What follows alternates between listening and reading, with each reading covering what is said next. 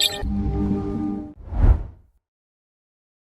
залуусаа. Тэгэхээр энэ удаагийн хичээлээр хэдүүлээ trend reversal, continuation, tracement гэж юу юм бэ? Яг энэ гурвын хоорондын ялгааны үеийн трендэд эзэлж байгаа байр суурины үеийн гэдэг талаар ярилцгаая. Тэгэхээр аль нас нь эхлэх вэ гэх юм бол мэдээж трендийн tracement-ийн хөдөлгөөнөөс эхлэх ёстой. Яагаад гэвэл трендийн хоёр wave-ийн нэг нь шүү дээ. Impulse болон tracement гэдэг хоёр wave байгаа. Тэрний нэг нь бол tracement. Тэгэхээр трендэд эзэлж байгаа байр суурь нь маш өндөр, маш том байр суурьтай байгаа. Tracement-ийн хөдөлгөөн өөрөө юу илэрхийлдэг юм бэ гэж. Tracement-ийн хөдөлгөөн гэдэг зүйл бол ерөөхдөө өөрөө трендийн амралт, трендийн урт хугацааны одоо үргэлжлэх трендийн засвар гэж ойлгож болно. За тийм ч учраас tracement хөдөлгөөн зарим тохиолдолд бол correction хөдөлгөөн буюу засвар хөдөлгөөн гэж ярьдаг. За тэгээд pullback-ийн хөдөлгөөн буюу буцаж ирж одоо шалгах хөдөлгөөн гэж ярьдаг бас зарим тохиолдолд. Окей.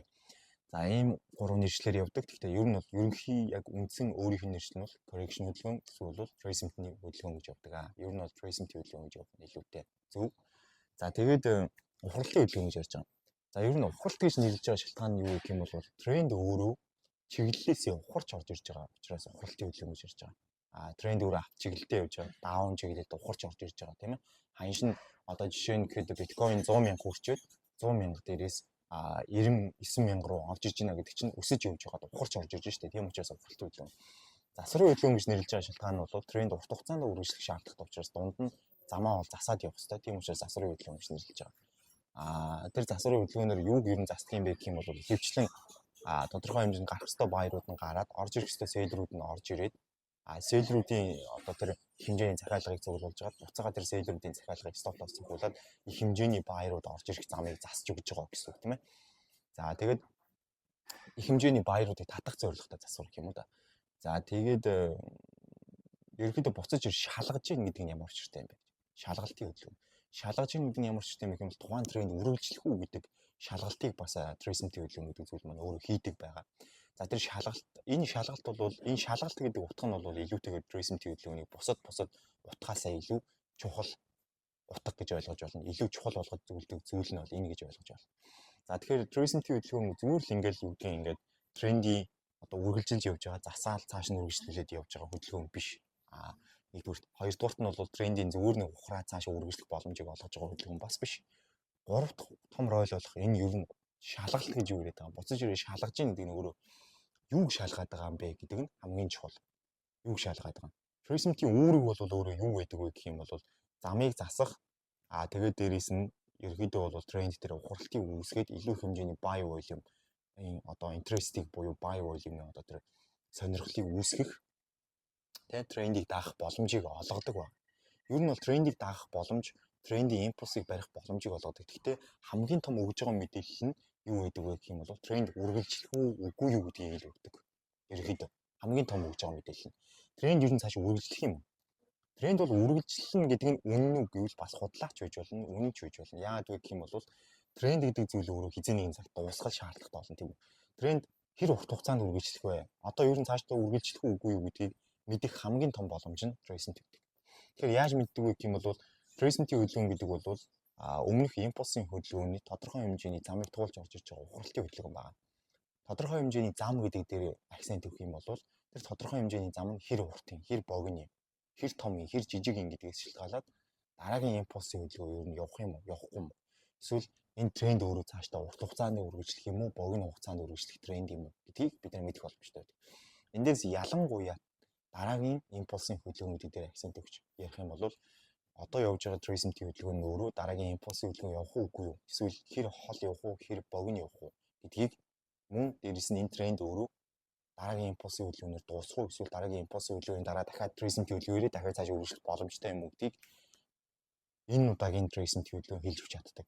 Тэгэхээр одоо ингэ бодъё л да аптрендийн хөдөлгөөн явж байна. Одоо яг tracement-ийн хөдөлгөөн ирж байгаа. Одоо яг ирж байгаа tracement-ийн хөдөлгөөнөөс дараагийн импульсын хөдөлгөөн хэр хол явах уу? Хэр ойрхон явах уу гэдгийг мэдэж болно. Нэгдүгürt. Хоёрдугаарт нь дараагийн импульсын хөдөлгөөн яваад ер нь тренд цаашаа дахиад үргэлжлэх үү? Эсвэл тренд цаашаа үргэлжлэхгүй дараагийн импульсын хөдөлгөөний дараа тренд ирэх юм уу гэдгийг мэдэж болдог. Тэгэхээр дараагийн импульсын хөдөлгөөнийг мэдэж болж байна. Тэрний дараагийн tracement-ийн хөдөлгөөн ер нь tracement-ийн хөдөлгөөн байх юм уу? Эсвэл эргэлтийн хөдөлгөөн буюу reversal хөдөлгөөн байх юм уу гэдгийг мэдэж болж байна гэсэн. Тэгэхээр одоо байгаа tracement-ийн хөдөлгөөнөөс маш их хэмжээний мэдээлэл авч болж байна гэсэн. Окей. За тэгэхээр одоо байгаа tracement-ийн хөдөлгөөн өөрөө гүн ирэх юм болон гүйхэн ирэх юм бол гэсэн хоёр сонголт байдаг. За trace-ийн хөдөлгөөн гүйхэн ирэх юм бол дараагийн импульсийн хөдөлгөөн хол явна. За энэ бол маш чухал шүү. Гүйхэн ирэх юм бол гэдэг тодорхойлолтын дээр нэгдүгüүрт нь дараагийн импульсийн хөдөлгөөн маш хол явна. Хоёрдугаарт нь дараагийн импульсийн хөдөлгөөн маш хүчрхэг байна. Гуравдугаарт нь дараагийн импульсийн хөдөлгөөн, дараагийн trace-ийн хөдөлгөөн гарч ирээд цаашаа дахиад тренд үргэлжлэх бүрэн боломжтой гэдэг ийм хувилбаруудыг илэрхийлдэг. Дээрээс нь өгж байгаа мэдээлэл нь юу гэдэг юм бол тухайн тренд өөрөө хүчрхэг байна гэдгийг илэрхийлдэг. Яагаад? Яагаад вэ гэх юм бол трендийн trace-ийн хөдөлгөөн гүйхэн ирж байна гэдэг нь аптрендийн жишээн дээр авч үзэх юм бол аптрендийн хөдөлгөөний ухралт богинохон байна гэсэн. Богинохон байна гэдэг чинь аптрендийн хувьд бол sell руу тийм хэмжээнд бага хэмжээний волюмтай, sell руу тийм хэмжээнд цөөх хүлээ, sell руу тийм хэмжээнд бүр асар яах нь бага хэмжээний байруудын эсрэг импакт үзүүлж чадчихна гэсэн. Энэ эсрэгээр юу илэрхийлж байгаа нэхээр байрууд тийм хэмжээнд импакттай, байрууд тийм хэмжээнд доминант, байрууд тийм хэмжээнд их хэмжээний волюмтай, тийм хэмжээнд олуулаа байна гэдгийг илэрхийлдэг. Тэгэхээр энэ нь өөрөө баян волюм цаашдаа илүү хүчтэй явах боломжтой. Бай захиалгууд тасраагүй байна. Тэгээд дээрээс нь дараагийн импульс хөдөлгөөн явна гэдэг маань өөрөө хүчтэй хоол явна гэдэг маань өөрөө илүү хэмжээний баярууд захиалга хийгээд байна гэдэг утгыг илэрхийлждэг, гүйхэн явж байна гэдэг. За тэгвэл trace-ийн хөдөлгөөн гүн ирэх юм бол юу болдог вэ гэхээр trace-ийн хөдөлгөөн өөрөө маш хүчтэй гүн ирлээ гэж бодоход ерөнхийдөө бол энэ нь өөрөө трендийн эсрэг чиглэлд байгаа волюм өндөр байна гэсэн утгатай. За автренд дээр авч үзэх юм бол автрендийнхаа жишээн дээр үргэлжлүүлээд авч үзэх юм бол ерөнхийдөө sell руу тэр хэмжээнд хүчтэй байна. Sell-ийн волюм тэр хэмжээнд өндөр байна. Sell руу тэр хэмжээнд олуулаа. Байрууд тэр хэмжээнд хүчээ алдаж байна. Их хэмжээний байрууд арилжаанасаа гарсан байна. Баян захиалгаас илүү их хэмжээний sell-ийн захиалга орж ирж байна гэсэн утгатай. Энэ тохиолдолд бол ямар мэдээллүүдийг өгч өгдөг вэ? Ер нь гүн орж ирж байгаа тохиолдолд ямар мэдээллийг өгч өгдөг вэ гэвэл ерөнхийдөө дараагийн импульсийн хөдөлгөөн маш богино явна. Дараагийн импульсийн хөдөлгөөн маш богино явна. Тэгээд дээрээс нь волюм багтаа явна. Нэгдүгüүрт. Хоёрдугаарт нь дараагийн импульсийн хөдөлгөөний дараа trace-ийн хөдөлгөөн ирэх магадлал маш багтаа. Илүүтэйгээр reverse их буюу тренд ирэх магадлал өндөртэй гэдэг товчхон мэдээллүүдийг ерөнхийдөө өгч идэг гэж ойлгож байна гэсэн. За тэгээд ер нь бол trace-ийн гүн болон гүйхэн ирэхээс ийм их хэмжээний мэдээллийг авч болдог. Энийг бүр наривчилж болно. За тэгээд trace-ийн хөдөлгөөний ирсэн байгаа тодорхой хэмжээний гүн болон гүйхэн левелээс нь хамаараа бид нар дараагийн импульсийн хөдөлгөөн яг аль ханшин дээр очих боломжтой вэ? Макста гэдгийг мэдэж болдог. За ийм байгаа шүү. Tracement гэдэг бол ийм чухал зүйл байгаа. За тэгэхээр trending tracement гэдгийг зүгээр нэг энгийнээр авч үзэж бас болох байх нэ гэсэн. За дараагийн зүйл нь бол trending continuation гэдэг хөдөлгөөн байгаа. Би ерөөдөө trending continuation ба reverse хөдөлгөөнүүдийг энэ дээр танилцуулаад явна. Tracement хөдөлгөөн гэсэн tracement хөдөлгөөний ерөөдөө нэлийн гүн ярьлаа. За тэгээд tracement хөдөлгөөн бол аюул мүлжүүртэй сэдвүүлтэй. За дараагийнх нь trending continuation гэдэг хөдөлгөөн байгаа. За trending continuation гэдэг хөдөлгөөн бол ерөөдөө юу илэрхийлэх вэ гэвэл тренд цааш үргэлжилж байгаа үед гарч ирдэг хөдөлгөөн. За trending continuation хөдөлгөөний хамгийн энгийн хувилбар бол impulse хөдөлгөөн өөрөө байдаг. Бүтэн трендер том трендер нь харах юм бол trending continuation хөдөлгөөн ч өөрөө бас impulse хөдөлгөөн байгаа шүү дээ. Трендийг яг үргэлжлүүлж байгаа хөдөлгөөн гэсэн. Трендийг цааш нь үргэлжлүүлж байгаа, трендийн цааш үргэлжлэнэ гэдгийг илэрхийлж байгаа хөдөлгөөн бол continuation хөдөлгөөн. Тэр continuation хөдөлгөөний хамгийн ихний хувилбар бол impulse хөдөлгөөн. За тэгээ continuation хөдөлгөөнд continuation pattern-ууд гэж байгаа. За continuation pattern-уудыг бол энэ дээр ярихгүй. Тодорхой хэмжээнд олон дагдаад ирчихсэн энэ хэлбэрийн хөдөлгөөн үүссэн тохиолдолд тренд үргэлжилт юм аа. Тренд цаашаа үргэлжлээд трендийн импульс хөдөлгөөн цаашаа гарч ирээд импульс хөдөлгөөн илүү хүчтэй үргэлжилдэг юм аа гэдэг ийм паттерн үүдэг. За тэр паттернуудаас илүүтэйгээр хамгийн чухал паттерн бол мэдээж трендийн импульс явуулаад трейсмент хэвлээ импульс явуулаа гэдэг паттерн бол хамгийн чухал паттерн. Энэ бол трендийг үргэлжлэлийн паттерн тийм үү? Continuation хөдөлгөөн.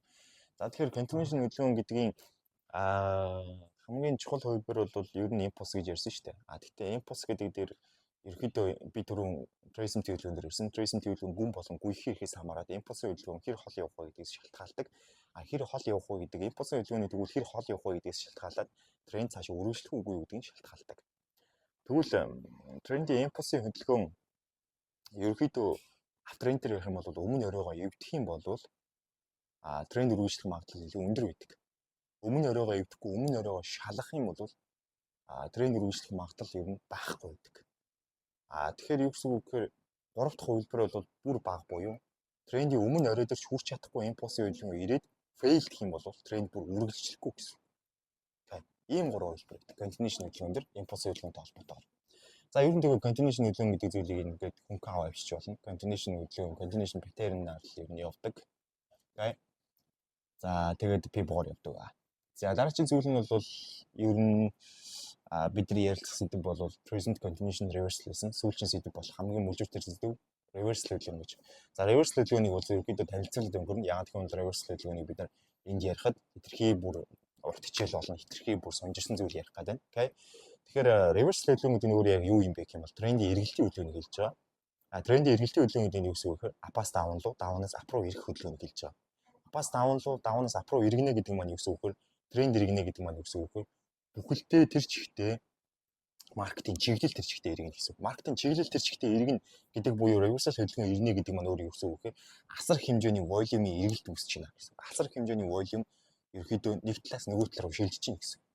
Асар хэмжээний buy волюмтэй байжгаад эсрэгээр асар хэмжээний sell волюм орж ирж байна гэсэн. Энэ бол reversal хөдөлгөөн. Асар хэмжээний sell волюмтэй байжгаад эсрэгээр асар хэмжээний buy волюм орж ирж байна гэсэн. Энэ бол reversal хөдөлгөөн. Бас down-аас up руу эргэж байгаа хөдөлгөөн гэсэн. Окей. За тэгвэл энийг зураглал дээр uptrend дээр авч үзье л та.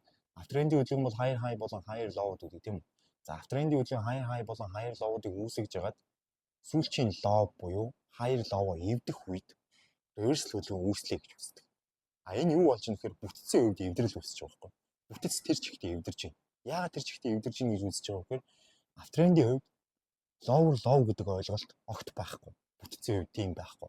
Тэгтэл uptrend-ийн үед higher high higher low гэж үзсэн нь higher low доош нь эвдээд гарч ийнэ гэдэг чинь угаасаа тэнд үүсэх ирээдүйн low бол low байх нь ойлгомжтой. Яагаад гэвэл өмнөх higher low-аас өндөр low биш харин нам low үүсэж байгаа учраас lower low байна. Тэгэхээр low үүсэж байна гэдэг бол reversal хөдөлгөөн үүсэж байна. Ер нь higher low өөрөө эвдэрч байна гэдэг бол reversal хөдөлгөөн үүсэж байна буюу uptrend-ийн хөдөлгөөн down trend-ийг эргэж байна нэг талаар, нөгөө талаар buyer-ууд бүр мөсөн арилжаанаас гараад sell-рууд маркетээр доминант болоод sell-ийн бүр бүтэн тренд ирж байна гэсэн утгатай буюу яг нь бүр маш их хэмжээний волюмын шилжилт хөдөлгөөн үүсэж байна гэдэг утгыг илэрхийлдэг.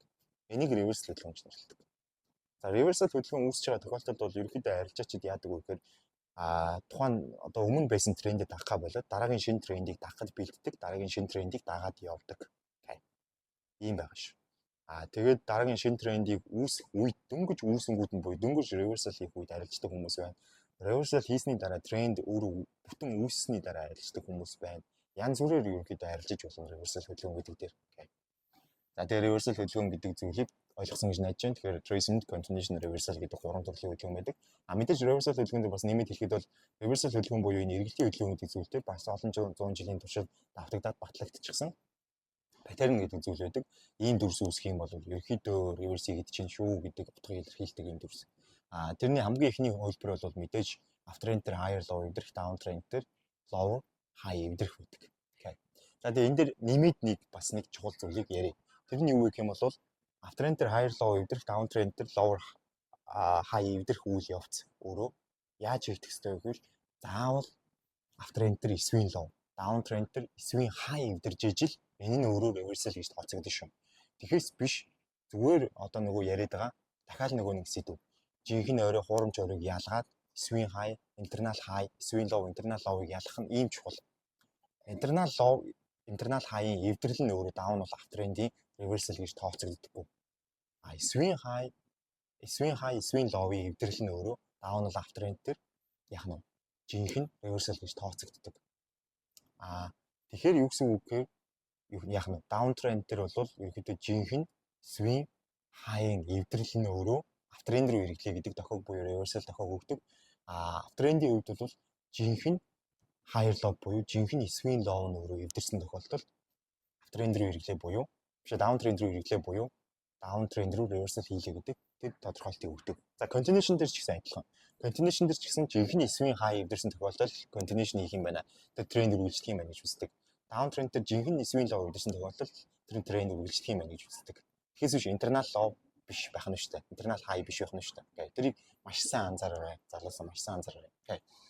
За ийм байна. Тэгээ ер нь бол эсвийн high, эсвийн low гэдэг тодорхойлтууд бол маш чухал тодорхойлтууд байна шүү. Тэгэхээр нөгөө нэг жинхэнэ high, жинхэнэ low ч бас маш чухал гэсэн. Тэгээд continuation болон reversal хөдөлгөөн ер нь бүхэл трендтэй холбоотой бүх зүйл төр энэ swing high, swing low гэдэг зүйл буюу жинхэнэ high, жинхэнэ low гэдэг зүйл маш чухал байна. Окей. За энэ байна. Энэ бол tracement, reversal, continuation гэдэг гурван чухал трендийг бүрдүүлдэг хөдөлгөөний танилцуулга байлаа. Тэгээд бүгдээрээ энийг илүү задлаа дараа хичээл дээр үзэх болно. Окей. За ингээд дуусгая. Дараагийн хичээлээр уулзцгаая.